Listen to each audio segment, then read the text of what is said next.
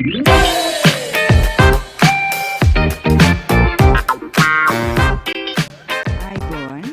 අපි අද රස නිවසින් ඔයාලට කියලා දෙන්න යන්නේ පහසුවෙන්ම රහ හදාගන්න විදිය. ඉස්සෙල්ලාම අමු රහ ටිකක් අරගෙන හුමාලෙන් තම්බල ගන්න. මේ විදියට හොඳට හුමාලෙන් තම්බ ගන්න.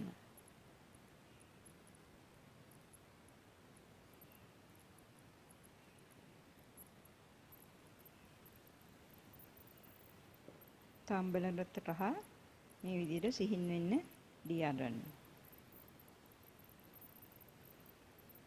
ඊට පස්සේ මේකට ලුණු ටිකක් දාලා හොඳට කවලම් කරලා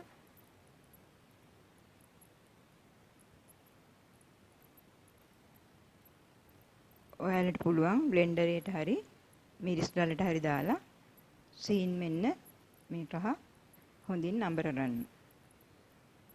අපිට ගෙදරදීම පහසුවෙන් රහ හදාගන්න පුළුවන්. මේ දවස්වල රහ මිල ඉහළයිනේ.